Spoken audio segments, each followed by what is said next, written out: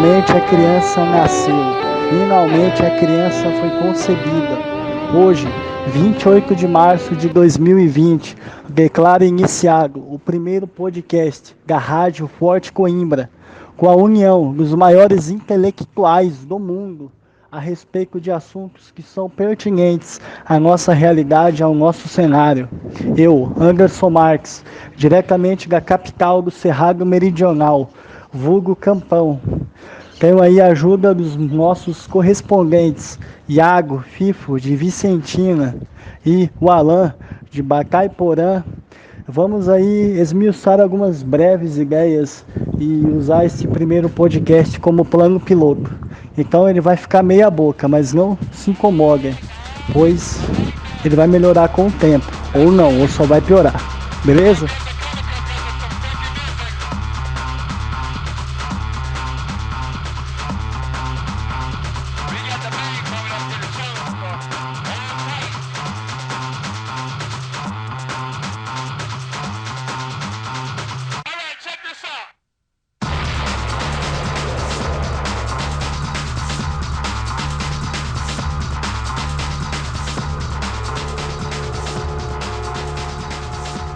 E como nenhum outro assunto está tão na nossa mente fresco como esta pandemia genocida, assassina, psicopata, cruel e perversa, homicida, patricida, mancida, que é o coronavírus, que mata e dissolve a vida de trilhões de pessoas por segundo e por metro quadrado, está nos jornais, está na imprensa, nos grupos de família do Zap Zap.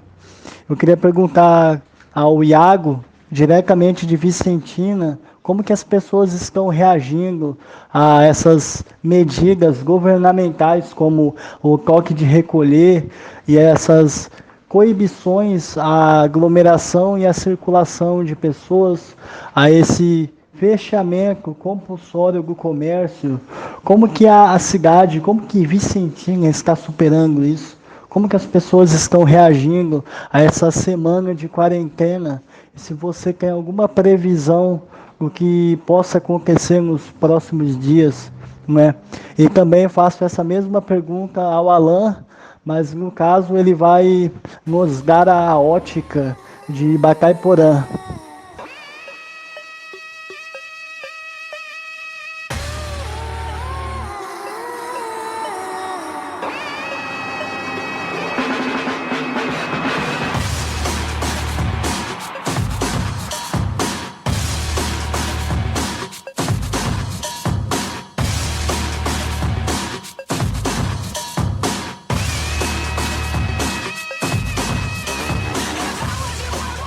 Bom, primeiramente, boa noite ao nosso caro amigo Anderson, com essa apresentação fenomenal do tema momentâneo, e também ao caro amigo Iago, né, Tiago? Nosso correspondente lá de Vicentina. Bom, o que eu tenho para dizer é que no raio de menos de uma semana, boa parte das nossas liberdades e do mundo com o qual estávamos acostumados foi por água abaixo. O coronavírus trouxe uma nova realidade ao longo de todo o globo, né, os países. E aqui no Brasil, inicialmente parecia algo inofensivo, ninguém estava dando muita importância, piadinhas, e de repente tudo mudou. Eu acredito muito dessa mudança, primeiro a natureza do brasileiro. O brasileiro ele é muito volúvel, eu diria até um pouco histérico. Ele vai de um ponto a outro rapidamente, muda de opinião, tem uma tendência contraditória por vezes. E com a cobertura, principalmente a partir da cobertura massiva dos grandes meios de comunicação, a respeito principalmente dos casos na Itália, na Europa, isso semeou um medo na população, um medo, um certo pânico, e de repente a população passou a cobrar todos os governantes para tomarem ações, inclusive ações que pudessem cercear a liberdade de todos eles, mas, enfim, do nome maior, que é pelo menos uma sensação de saúde. E mesmo que ela não seja tão verdadeira, mas é necessário fazer parecer, pelo menos, que algo está sendo feito, medidas estão sendo tomadas. Tais medidas, algumas até mesmo arbitrárias, tal qual a decisão por parte do poder público da cidade de Dourados de, inclusive, cercear a liberdade religiosa. O Estado mandando na religião, ferindo um direito constitucional de liberdade de culto. Mas, por fim, acabou passando despercebido, porque a própria, no caso da hierarquia da Igreja Católica, acabou acatando, entendendo que o melhor era fechar as portas para combater o contágio da epidemia. Muitos dos evangélicos também aderiram, houve uma certa resistência, como no caso do pastor Silas Malafaia, lá no Rio de Janeiro. Mas a situação foi tomando proporções, foram sendo fechadas as instituições religiosas, escolas, comércios, bares, restaurantes, inclusive declarado o toque de recolher. Qual é o caso que aqui na minha cidade, aqui em Bateporã, está vigorando o toque de recolher. A partir das 8 horas da noite, todo mundo tem que estar dentro de suas respectivas casas. Agora, comentando da realidade local, ela está sendo tranquila. A prefeitura tomou as medidas cabíveis de acordo com o que está sendo repassado pelo Estado, pelo governo federal. Foi aos poucos com alguns decretos, mandando servidores idosos para casa, desincentivando a circulação, alguns serviços públicos foram sendo diminuídos, até que... Nossa, agora não vou me recordar, mas a partir do momento que definiu a nível estadual fechamento de comércio e afins, aí a prefeitura replicou rapidamente aqui. Mas a polícia está agindo de uma maneira normal. Quando encontra alguma pessoa na rua, está sendo indicado voltar, sendo aconselhado retornar à sua residência. Ninguém foi preso, podemos dizer assim. Tá transcorrendo relativamente tranquilo. Embora o povo em si não respeite tanto essa questão da quarentena, do isolamento. Sempre há umas brechas, muita gente fica saindo, e realmente é algo complicado, principalmente para o brasileiro. O brasileiro é criado solto, livre. Então, eu creio que vai ser difícil sustentar tal situação, pelo menos olhando aqui pela minha cidade, durante muito tempo. E eu não acho que vai durar muito tempo. Até a prefeitura estava pensando em flexibilizar a questão de horário de funcionamento do comércio para liberar o funcionamento, mas ontem foi confirmado o primeiro caso de coronavírus aqui, então a cidade voltou a ficar um pouco em pânico. Mas a tendência é que na próxima semana as coisas tendam a retornar vagarosamente. Na cidade vizinha, Nova Andradina, hoje teve uma carreata dos empresários pedindo para a abertura do comércio também. Um outro ponto a ser abordado é o quão volátil é o povo brasileiro. Não sei, talvez eu possa estar exagerando, não seja só do brasileiro, mas uma realidade que ocorreu no mundo todo. No Brasil, por exemplo, até poucas semanas, ninguém dava importância para a questão do coronavírus, desde o governo, que não tomou nenhuma precaução prévia para evitar ou dificultar a entrada do vírus no país, e tampouco da população, em que todo mundo foi, curtiu, pulou o carnaval, e as pessoas não estavam um pingo preocupadas se poderia ocorrer uma epidemia aqui no Brasil ou não. E de repente as pessoas ficam com medo, até mesmo histéricas, e abrem mão de todos os direitos e garantias numa velocidade absurda. O direito de ir e vir, a liberdade religiosa, como nessa matéria do UOL. A prefeitura contratou uma empresa de georreferenciamento para monitorar as pessoas. Um momento durante a tarde eu vi que a TIM, na cidade ou no estado do Rio de Janeiro, estão monitorando seus clientes para dizer se eles estão em casa ou não.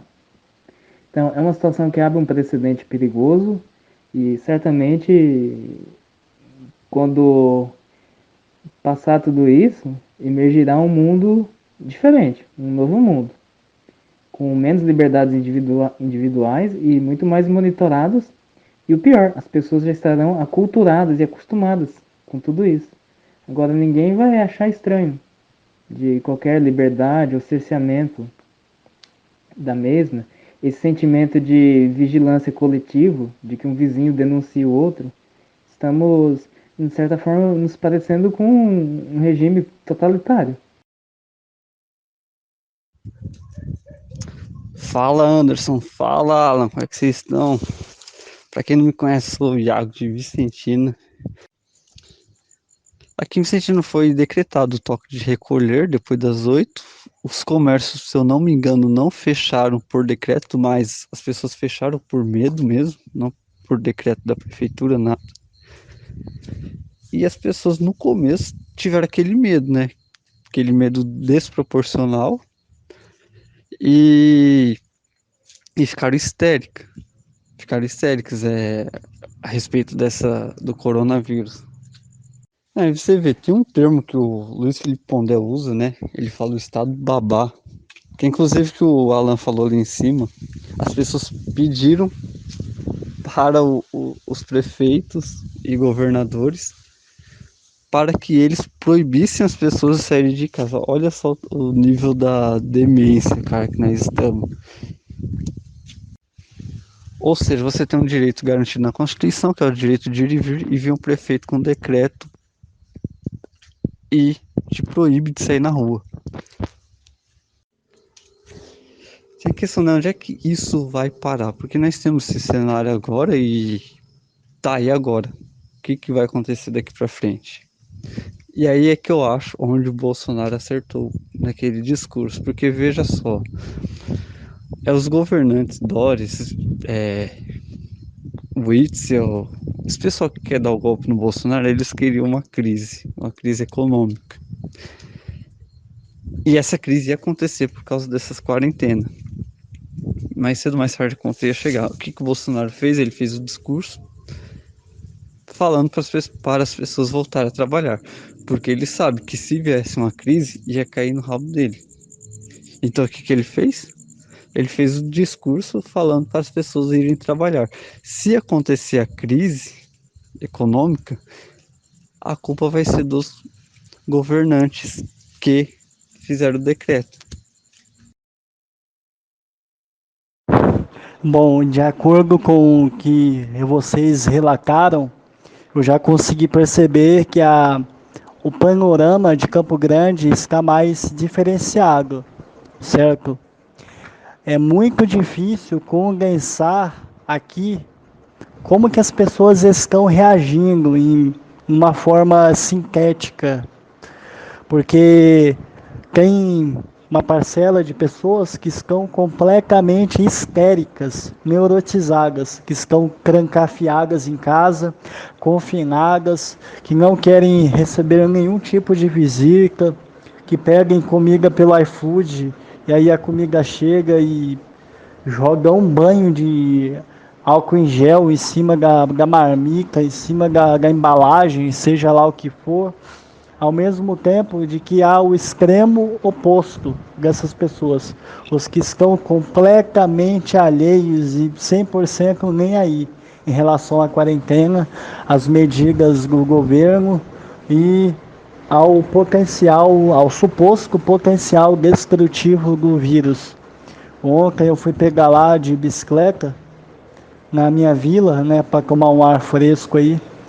E eu já percebi que tinham várias pessoas, moleques aí soltando pipa, jogando bola, famílias reunidas na frente das calçadas, tomando tereré e basicamente dando zero importância a todas as medidas da imprensa e do governo que coíbem, né, que tentam desestimular a aglomeração de pessoas, né, circulação de transeuntes. Assim, e há uma parcela de pessoas que estão tendo um comportamento semelhante ao meu, certo? Que não estão histéricas, mas que estão aí sabendo de uma necessidadezinha de precaução, e, enfim, de não agir como se estivesse tudo naturalmente. Porque, sabe, o Alan e Iago, eu percebo que a gente só vai ter a real noção do que aconteceu, porque como o Alan falou, em uma semana tivemos vários direitos restringidos e a nossa rotina ela se alterou radicalmente.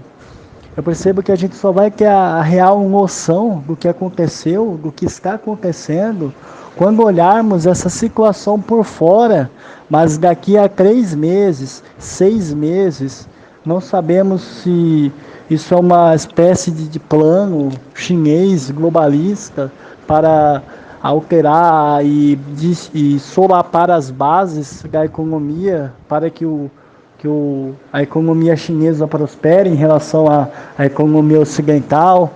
Não sabemos se foi tudo um acidente e o vírus se espalhou e aí não teve outra forma de resolver isso através dessas medidas que coíbem a nossa liberdade de forma ampla.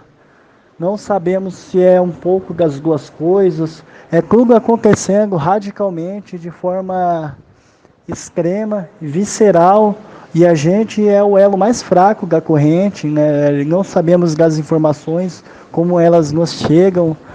Aqui, já o toque de recolher aqui na cidade, 8 horas da noite, da quinta até domingo, e ficamos aí completamente sujeitos e submetidos a atos discricionários de governantes que sabemos que não têm a real capacidade de tomar medidas como essas.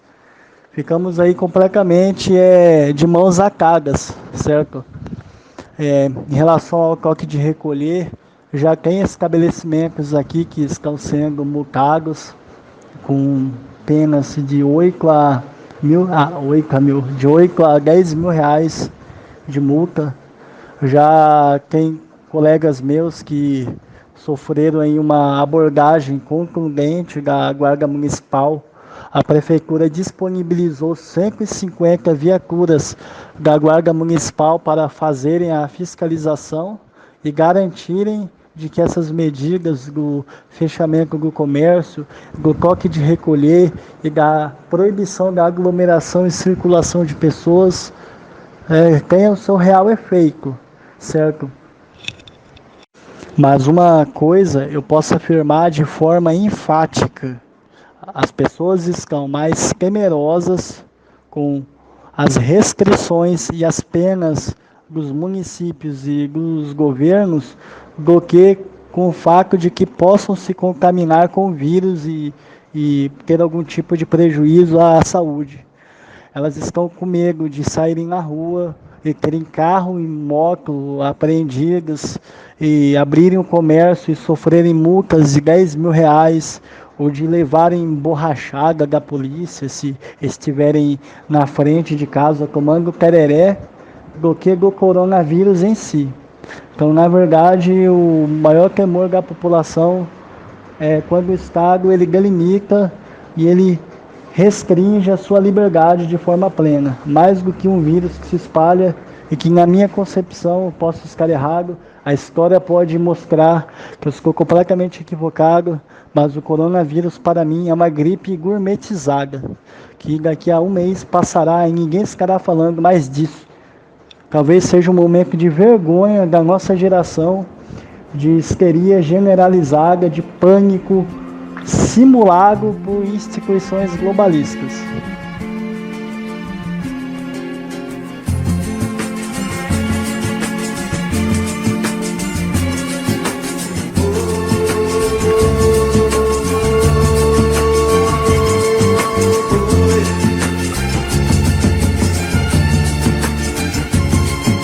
Vocês que fazem parte dessa massa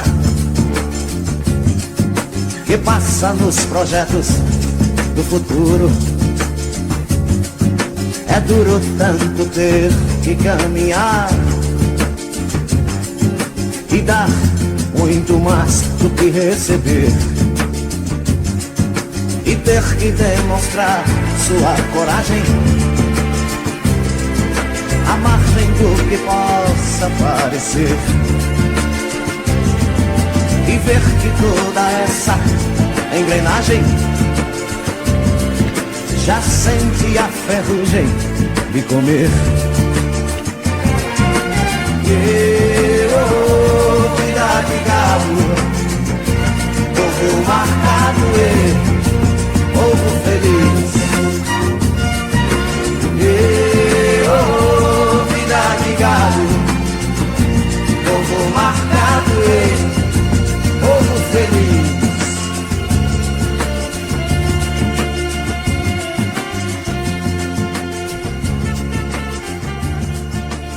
E o que temos em voga no momento são essas passeatas que são lideradas por empresários, geralmente, que ocorreram no Brasil inteiro semana passada, e que se manifestam acerca do retorno de parte do comércio às suas atividades normais, com o pressuposto de que não dá para um autônomo, um comerciante ficar parado porque vai quebrar o seu caixa completamente, e na pior das hipóteses a fome e a incapacidade de sustentar a própria família vai transparecer, certo?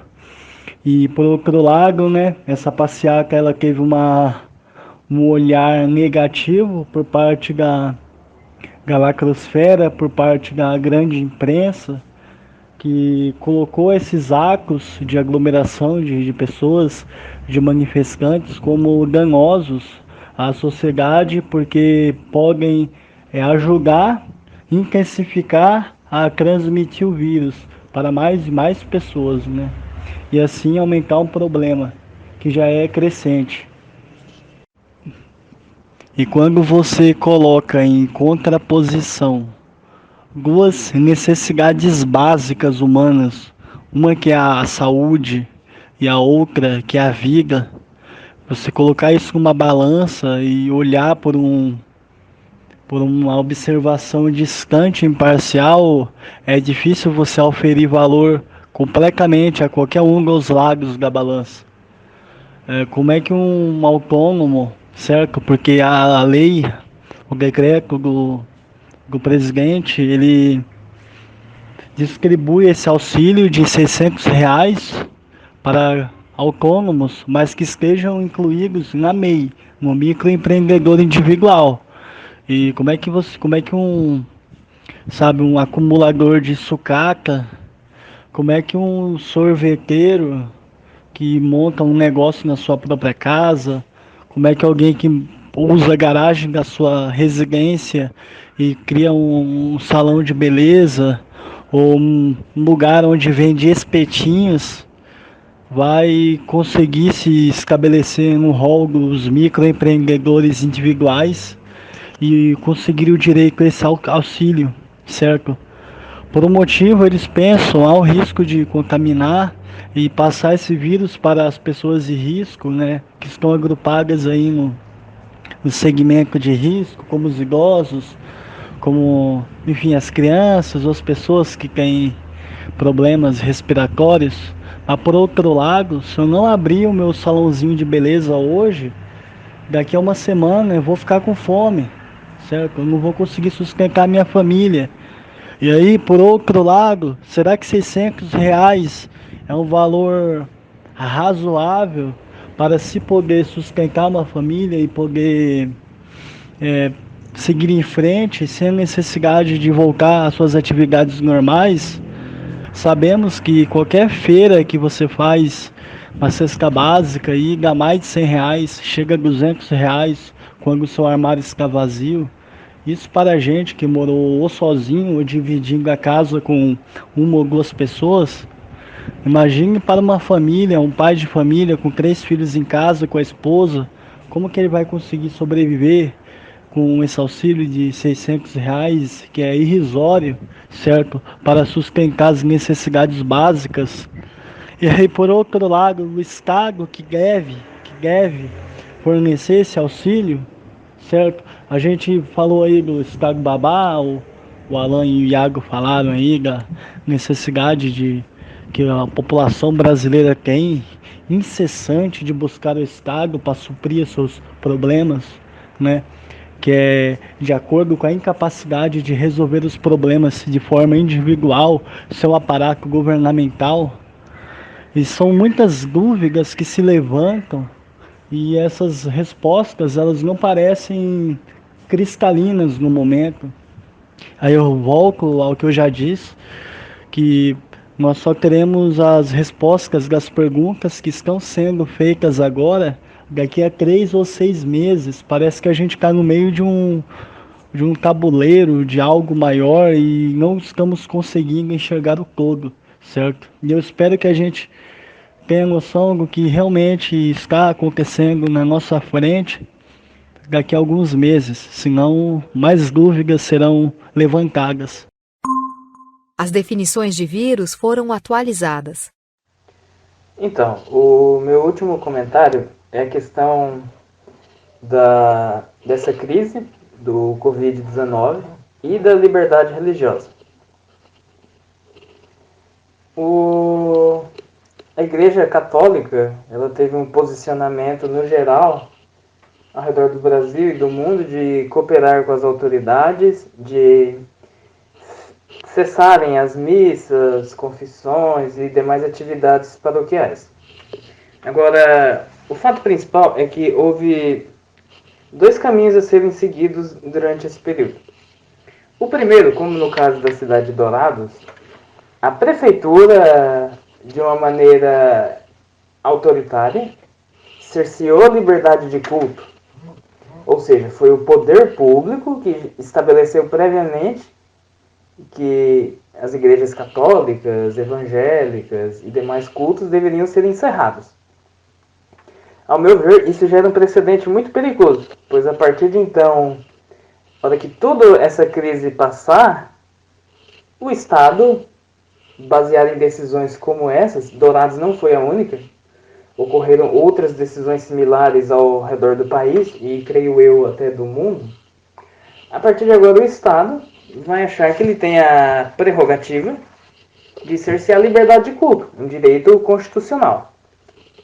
Por outro lado, como no caso daqui da minha cidade local, que está ligada à Diocese de Naviraí, o próprio bispo, previamente, ele estabeleceu que as missas seriam encerradas, de acordo com a evolução da pandemia. Até aí tudo bem, é uma decisão discutível, alguns fiéis não concordam, outros concordam e tudo mais. Mas aí foi o livre-arbítrio, foi a livre decisão da hierarquia da igreja.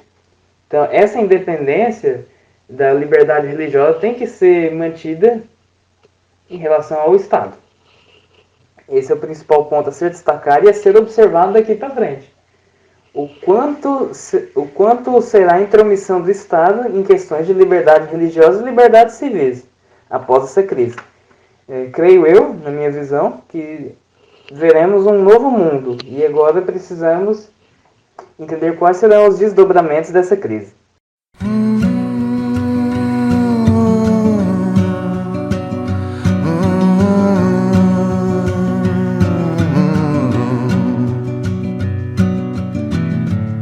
It's a mystery to me. We have agreed with which we have agreed. And you think you have to want more than you need. Until you have it all, you won't be free. Society, you're crazy breed. I hope you're not lonely without me.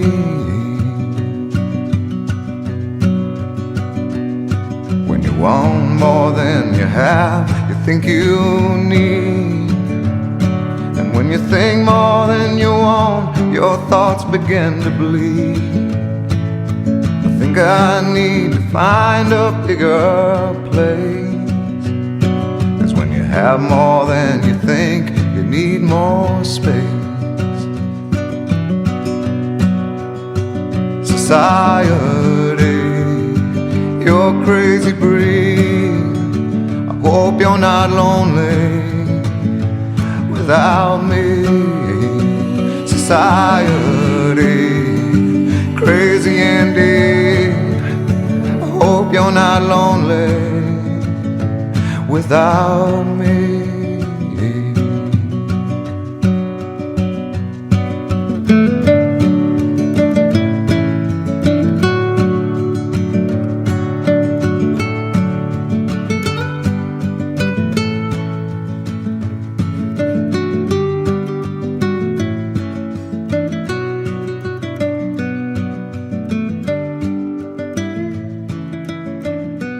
Bom, essa histeria ao entorno do vírus aí está sendo muito útil para essas organizações políticas no Brasil que querem poder a todo custo.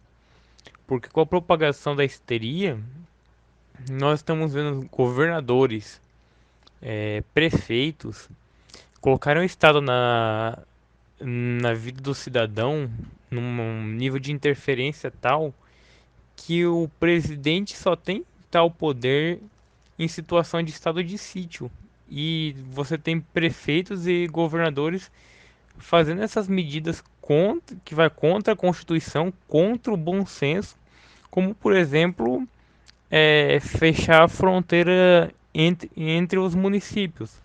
Às vezes você, por exemplo, trabalha numa metrópole tipo São Paulo, mas você está numa cidade satélite.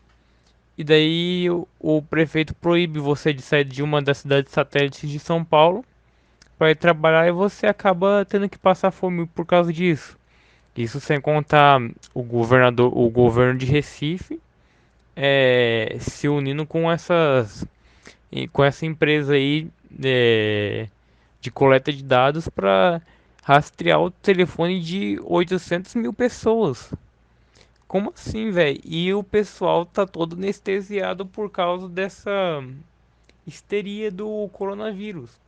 Não estou dizendo aqui que o coronavírus não seja algo que deve ser levado a sério, mas você mesmo pode fazer a sua parte para se proteger, usando luvas, máscaras, entre outras coisas. Mas não chega a ser um vírus que você precisa aceitar qualquer coisa que o Estado enfie na sua goela para você supostamente ser protegido desse vírus. Isso vai dar um poder avassalador pro Estado,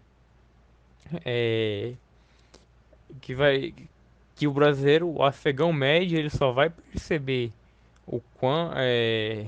quanto o Estado usou isso para aumentar o seu poder daqui uns 5, 10 anos. Depois que esse surto do coronavírus passar, o Brasil não será o mesmo, porque muita gente concentrando o poder que eles não tinham, e às vezes eles podem continuar com esse poder por meio de jurisprudência. Aí o STF fala: ah, já foi feito uma vez, por que a gente não pode fazer uma exceção uma segunda vez e deixar esse pessoal aí com os poderes que eles adquiriram, entre aspas? Uma coisa a se salientar sobre o Estado é que muitas pessoas ficam perdidas entre Estado mínimo, Estado inexistente, Estado necessário, Estado total, mas não sabem verdadeiramente para que serve o Estado.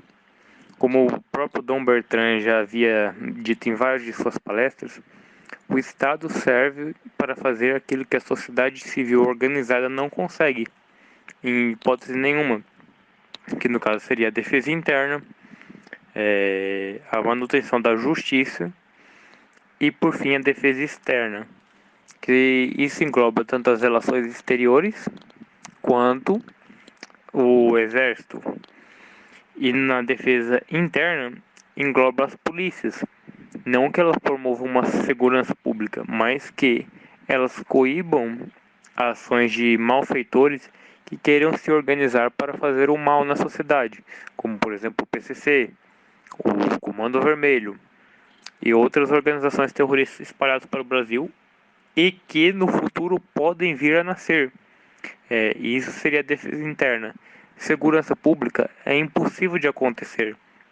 A verdadeira segurança pública É você, seu vizinho e seus vizinhos poderem ter armas nas suas casas e garantir a segurança do seu próprio bairro.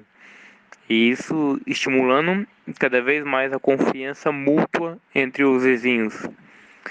E na justiça, o que engloba tanto o poder judiciário quanto as cadeias, para que os que sejam condenados por crimes graves sejam presos. É para isso que serve o Estado, nem mais nem menos. O que ocorreu no decorrer da história é que sempre, no findar de grandes crises, o Estado vem adquirindo cada vez mais poder sobre as pessoas. Isso seja o Estado americano, o Estado anglicano, o Estado espanhol, de modo que esse Estado clássico, que vem desde o medievo, ele inexiste nos dias de hoje. E ele é, de certa forma, uma coisa a ser cada vez mais buscada nessa sociedade, para resolvermos o problema desse Estado que quer intervir nas nossas vidas e não fazer aquilo que desde os princípios do tempo foi função dele: defesa interna e externa e garantir a justiça e a ordem. As definições de vírus foram atualizadas.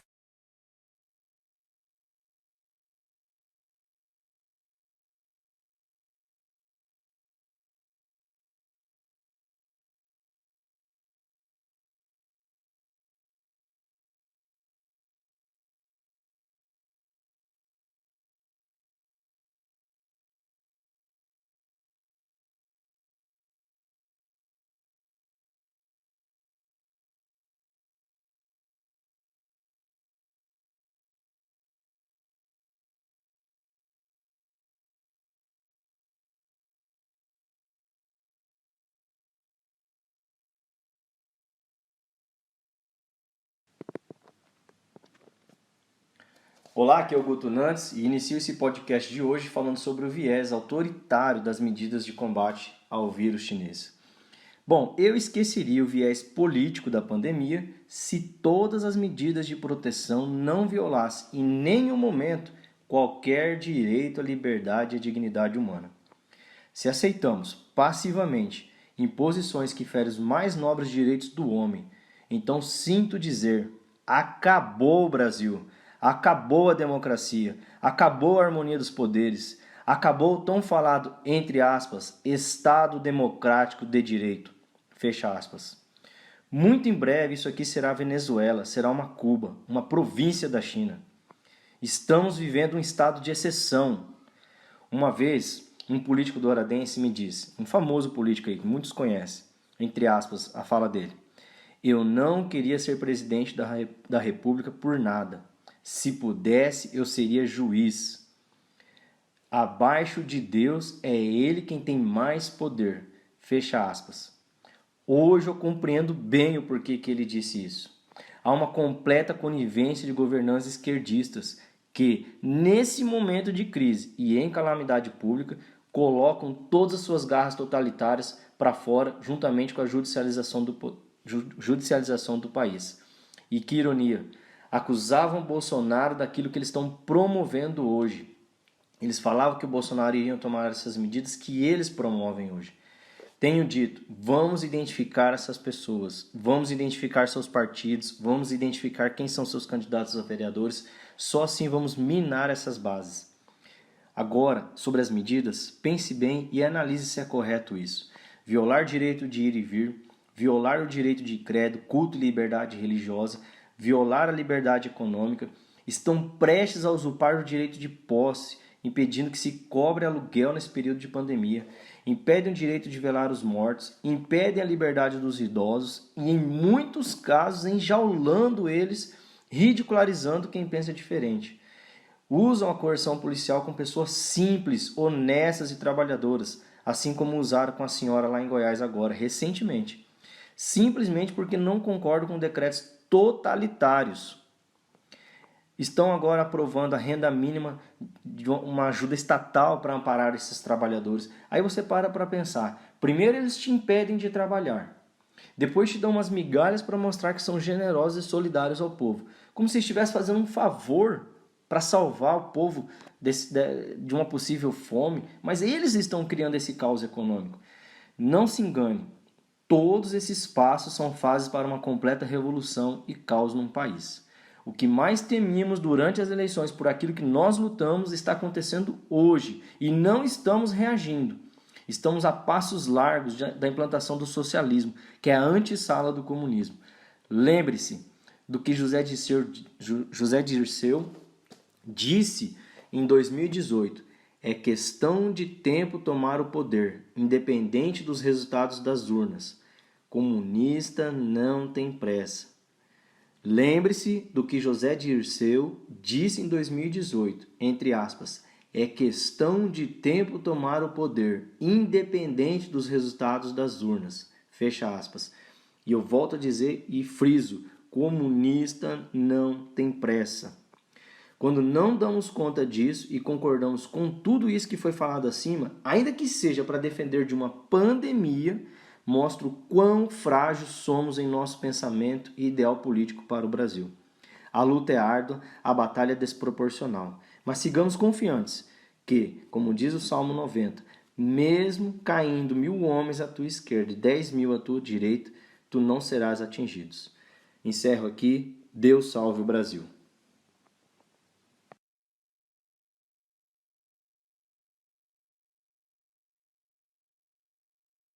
Só um recadinho pra galerinha que acha que o Estado faz certo em proibir as pessoas de saírem de casa, toque de recolher, esse tipo de coisa. O recado é que tome cuidado com o demônio chamado Leviatã, ele não perdoa absolutamente ninguém. Esse demônio usa você quando lhe convém e depois arranca sua pele e te joga na sarjeta. E tem também a desinformação, né, que é uma arma do demônio, e por isso que eu repito um versículo bíblico que você já conhece muito bem. Conhecereis a verdade vos libertará. Eu não falo isso porque o presidente Bolsonaro usa esse versículo bíblico direto, não. Eu falo isso porque é a única coisa que liberta é o próprio Cristo, ou seja, a verdade encarnada. Enquanto vocês estiverem tratando o Estado como se ele fosse seu pai, o que na verdade ele não é, você dará munição para o Estado cortar seu pescoço em seguida. Sempre desconfie quando uma prefeitura, não quero citar nomes, falar para você parar de dar esmola para um mendigo, mesmo se eles te mostrem que é por boas intenções. Isso vai completamente na contramão dos ensinamentos de Cristo. E lembrem-se, dê a César o que é de César e a Deus o que é de Deus. E sei lá, cara, é por isso que eu gosto da Constituição norte-americana. Ali a Constituição protege o cidadão contra o Estado, ao contrário da nossa Constituição brasileira, né? Ela dá muitos direitos para todo mundo e acaba aumentando os deveres do Estado. E se o Estado tem muitos deveres, obviamente ele tem muito mais força. E agora eu vou mudar o foco aqui, né? Vou falar para os amigos conservadores que essa batalha tá fácil para nós, cara, porque tipo, eu não tô falando apenas das questões cotidianas da política, não. Eu tô falando de um panorama mais amplo. Tipo, imaginem só um velhinho solitário que mora no outro hemisfério do planeta, conseguiu derrubar vários vermes da política, conseguiu criar o cenário para que o Bolsonaro pudesse ser eleito e conseguiu fazer um movimento conservador surgir das cinzas. E assim, se a gente ficasse perguntando, como é que ele conseguiu fazer tudo isso? Cara, a resposta é simples, ele tem o costume de ter razão. Ou seja, ele conhece melhor do que ninguém, né? A verdade dos fatos, true to speak. Mas ainda tem muito para ser feito. E uma das coisas que a direita conservadora tem relaxado é em relação à cultura, nessa área a esquerda ainda domina e não podemos deixar que a esquerda conte a nossa história, pois eles falsificarão tudo. Assim como fizeram, por exemplo, com o Papa Pio XII e com a história da ditadura militar. Mas resumindo é isso, né? Chesterton dizia, enquanto as monótonas heresias estão esparramadas e prostradas, a furiosa verdade cambaleia, mas segue de pé.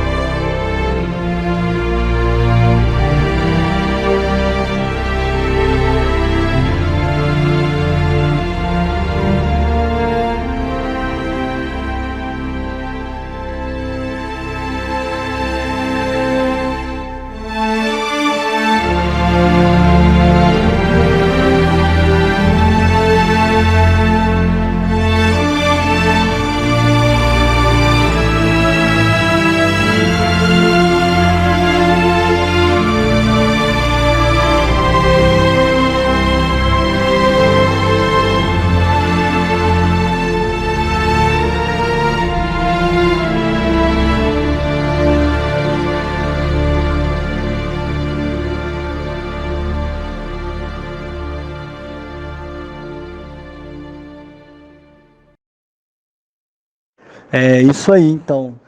Muito obrigado, Iago, Alan e Augusto, pela contribuição que vocês deram ao primeiro podcast da Rádio Forte Coimbra. Será o primeiro de muitos.